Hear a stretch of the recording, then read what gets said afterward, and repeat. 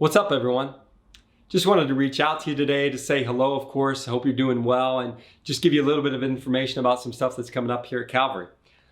In Psalm 122, the very first verse, David says, "I rejoiced with those who said to me, 'Let us go to the house of the Lord.'"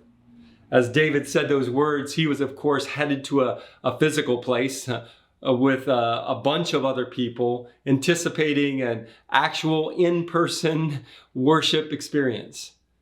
And unfortunately, in our current reality, which is one of social distancing, isolation, quarantine, and shelter in place, we're not able to do that.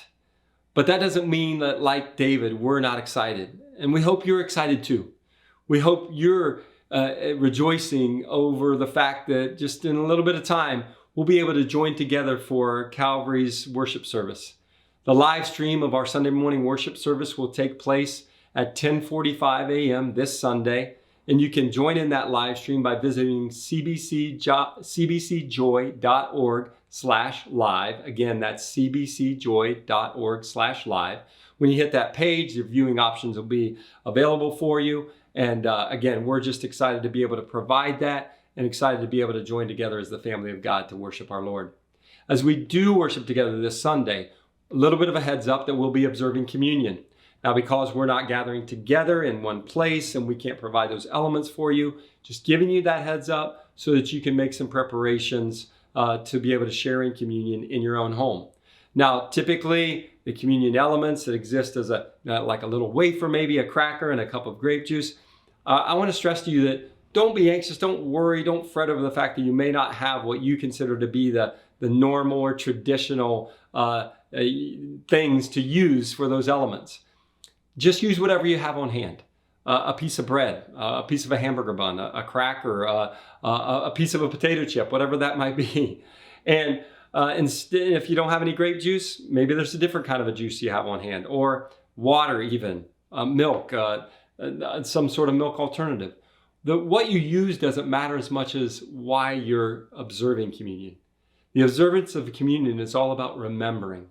It's about remembering the gift of Jesus in the flesh. It's about remembering the fact that he shed his blood for the forgiveness of our sin. So whatever you have on hand that you can use to help you remember those incredible truths, use those as we join in communion this Sunday.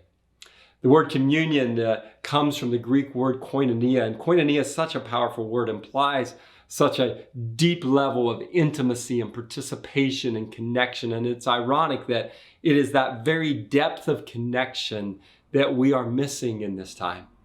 And to address that, we are launching something new here at Calvary known as virtual life groups, or VLGs.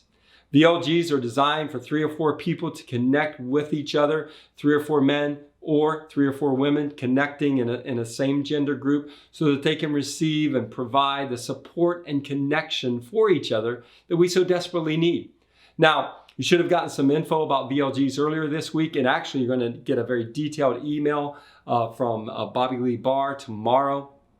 Bobby Lee is our Director of Community Life, but you don't even have to wait until tomorrow. Right now, you can visit cbcjoy.org/lifegroup. When you hit that page, all the details of a life group are there, how they're made up, what their purpose is, what tools we're going to use to be able to connect online.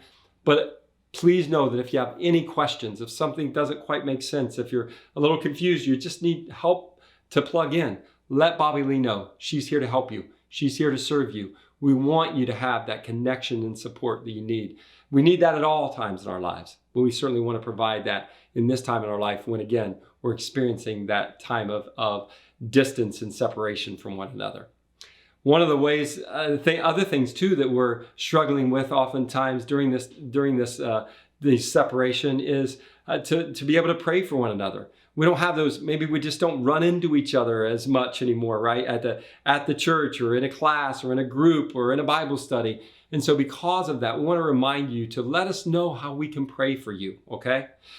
There's a couple of ways to do that. First, you can visit our website, cbcjoy.org. The upper right-hand corner of our homepage, you'll see a button that says Contact Us. When you click on that button, it'll open up an online form. You can type your prayer request there and submit it to us. And even to make it just a little bit simpler, a little bit easier, shoot an email to prayer@cbcjoy.org. Again, shoot an email to prayer@cbcjoy.org. That'll hit someone's inbox. They'll make sure to distribute it to the rest of us, and we will join with you in prayer for yourself, a neighbor, a friend, a coworker, teammate, classmate, whatever the case might be. We want to continue to support you in prayer. I guess the last thing I'll remind you is don't forget to text CBC Joy to the number 84576.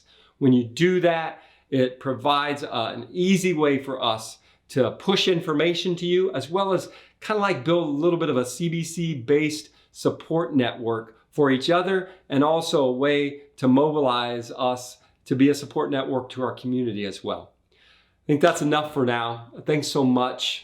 Again, look forward to joining with you in the live stream this Sunday at 10:45 a.m. Don't forget, cbcjoy.org/live. See you Sunday at 10:45. Thanks so much.